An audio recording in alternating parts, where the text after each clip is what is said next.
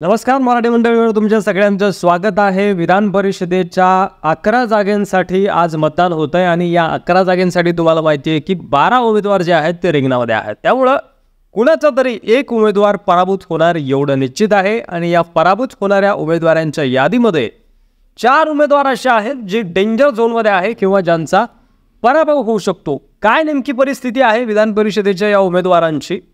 तर अजित पवारांकडे 43 आमदारांचं संख्याबळ आहे जे 2 उमेदवारांना निवडून आणण्यासाठी पुरेसं नाहीये। भाजपकडे 5व्या उमेदवारासाठी 5 मतं कमी असल्यानं सदाभाऊ खोत जे आहेत ते डेंजर झोनमध्ये दिसतात।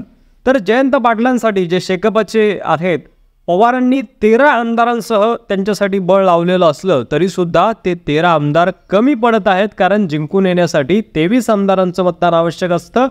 मिलिंद नार्वेकरांसाठीही केवळ शिवसेनेचे 16 आमदारांचं बळ पुरेसं ठरणार नाहीये।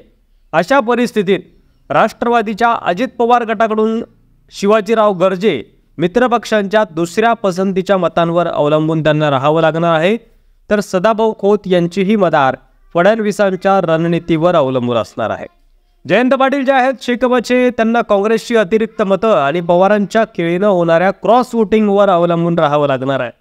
मिलिंद नार्वेकरांचं यश सुद्धा पूर्णपणे वैयक्तिक संबंध आणि महायुतीच्या गुप्त मदतीवर अवलंबून राहत आहे। विधान परिषद निवडणुकीत आपल्या उमेदवारांना निवडून आणण्यासाठी सर्वच पक्षांनी फिल्डिंग तगडी लावलेली आहे। विशेषतः अजित पवारांची राष्ट्रवादी आणि शरद पवारांनी पाठिंबा दिलेल्या शेकापचे उमेदवार जयंत पाटील यांना आमदारांची संख्या अपुरी पडत आहे। त्याचवेळी ठाकरेंच्या सेनेचे मिलिंद नार्वेकर आणि फडणवीसावर अवलंबून असलेल्या सदाभाऊ खोत यांनाही अतिरिक्त मतांची गरज पडणार आहे। त्यामुळे आपला कोटा पूर्ण करण्यासाठी या 4ही उमेदवारांना साहजिकच आहे इतर पक्षाच्या आमदारांच्या मतांची बेगवी करावी लागणार आहे। त्यामुळे मतांच्या 60 मारीत कोण बाजी मारणार आणि कुणाची विकेट पडणार याकडे आता सगळ्यांचं लक्ष लागलं। एकंदरीतच काय तर महायुतीला 9व्या आणि महाविकास आघाडीला 3ऱ्या उमेदवारांसाठी मतं कमी पडत आहेत।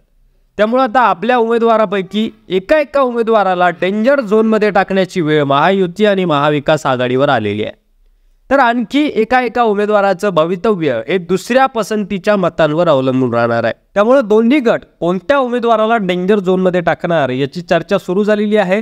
6 वाजेपर्यंत निकाल आपल्या हाती येणार आहे। तत्पूर्वी डेंजर झोनमध्ये कोण आहे तर आपल्याला मिळालेल्या माहितीनुसार अजित पवारांच्या राष्ट्रवादीचा एक उमेदवार म्हणजे शिवाजीराव गर्जे डेंजर झोनमध्ये त्यांना टाकलं जाईल अशी शक्यता आहे। त्यांच्यासोबतच भाजपचे 5वे उमेदवार म्हणून सदाभाऊ खोत हे डेंजर झोनमध्ये असतील। तर इकडे महाविकास आघाडीतून शेतकरी कामगार पक्षांचे जयंत पाटील हे डेंजर झोनमध्ये राहतील आणि त्यांच्यासोबत शिवसेनेचे मिलिंद नार्वेकर हे सुद्धा आकड्यानुसार डेंजर झोनमध्ये आहेत। आता या 4 डेंजर झोनमध्ये असलेल्या उमेदवारापैकी कुणाचा पराभव होतो की हे 4ही उमेदवार विजयी होतात आणि तिकडे पंकजा मुंडेंचाच गेम होतो हे देखील पाहणं महत्त्वाचं राहणार आहे। त्यामुळे 6 वाजता पुन्हा एकदा विधान परिषदेच्या निकालासह मराठी मंडळीवर आम्ही तुमच्यासमोर हजर होऊ। तत्पूर्वी या डेंजर झोनमध्ये असलेल्या 4 उमेदवारांपैकी कुणाचा पराभव होईल असं तुम्हाला वाटतंय कमेंट बॉक्समध्ये लिहायला विसरू नका आणि व्हिडिओ जास्तीत जास्त शेअर करा। चॅनलवर नवीन असाल तर सबस्क्राईब करा। धन्यवाद।